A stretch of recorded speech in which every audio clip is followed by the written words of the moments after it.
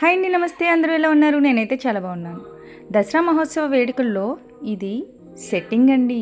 నేను చూసి నిజంగా షాక్ అయ్యా. ఇక్కడేంటి ఇంత పెద్ద ఇల్లు కట్టారు అని. చూడ్డానికి పైకి ఇలా ఉంది, లోపల ఏముంటుందిలే అనుకున్నా. కానీ ఒక రేంజ్లో ఉందండి. ఇక్కడ చూస్తున్నారా, బెగ్గర్ని కూడా కూర్చోబెట్టారు.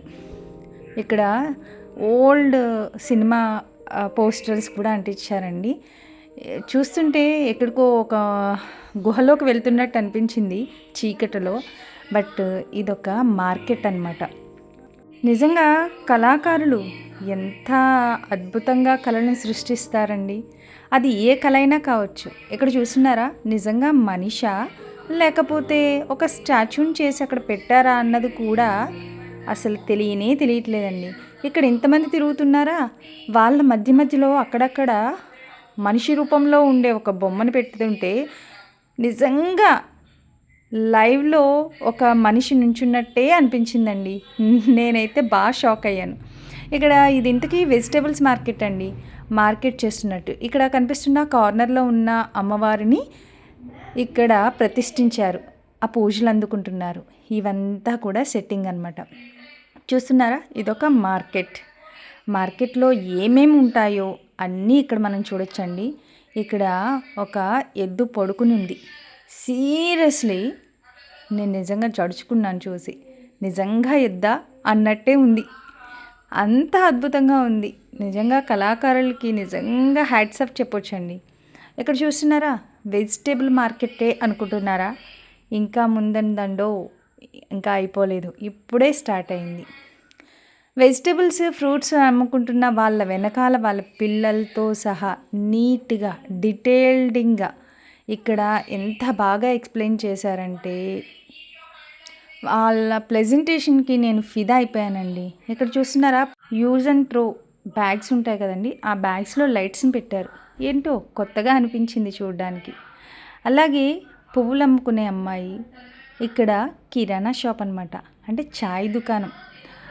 ఒకరు మూడి తింటుంటే ఒకళ్ళు న్యూస్ పేపర్ చదువుతూ టీ తాగుతున్నారు. ఇక్కడ చూస్తున్నారా, పత్తర్లు, పువ్వులు అమ్ముకుంటూ ఒక మహిళ. ఎంత బాగుందంటే అండి, నిజంగా చాలా చాలా బాగుంది. ఇక్కడ అమ్మవారు చూసారా ఎంత అద్భుతంగా కూర్చున్నారో. ఇంకా నేను చూపించేది చాలా తక్కువ అండి. ఇక్కడ చూడ్డానికి వచ్చిన వాళ్ళందరూ నేను పర్టికులర్గా నేను ఒకటికి 2-3 సార్లు వెళ్ళి మరీ చూశాను. నాకు అంత బాగా నచ్చింది. ఎందుకంటే ఒకటి ఏదైనా సెట్టింగ్ క్రియేట్ చేసామనుకోండి, అది క్రియేషన్ అని తెలిసిపోతుంది. బట్ ఇక్కడ అలా లేదు. ఇక్కడ చూసారా, జాతకం చెప్తారట, కూర్చున్నారు. ఇక్కడ చూసారా, సైకిల్ రిపేర్ షాపు.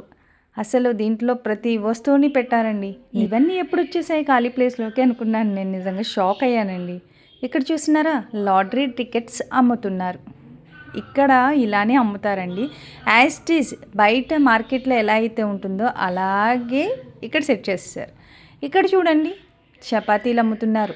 అదేనండి, రోటీస్. దానికి కూర కూడా ఉంది పక్కనే. ఇక్కడ చూసారా, దర్జీ, మిషన్ కుట్టే వాళ్ళు కూడా ఉన్నారు. అంతెందుకు, ఇప్పుడు మనం పక్కకు వస్తే అక్కడ ఒక డాగ్ కనిపిస్తుందా, చికెన్ ముక్క ఎప్పుడు వేస్తారా అని వెయిటింగ్లో ఉన్న డాగ్. అలాగే కాకులు కూడా. నిజంగా కోళ్ళనే పెట్టారండి అక్కడ, అవి మేత తింటున్నాయి. కానీ అక్కడున్న కాకులు, ఆ డాగ్, అక్కడున్న మనిషి, ఇదంతా కూడా క్రియేటివిటీ. ఆ రక్తపు మరకలు చూసారా, రంగును కూడా జిమ్మారు. ఎక్కడ ఏది మిస్ అవ్వకుండా చాలా డీటెయిల్డ్గా ఇచ్చారండి. ఇది ఫిష్ అన్నమాట. తను ఫిష్ని కట్ చేస్తున్నాడు. ఇక్కడ కూడా ఒక కాకి వెయిట్ చేస్తుంది, ఎప్పుడు ఏ ముక్క దొరుకుతుందా అని.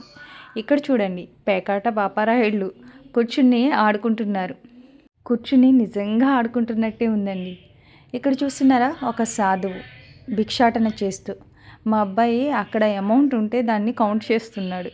అంతేకాదు, పేకాటలో కూడా దూరాడు. అది కూడా చూసేసేయండి.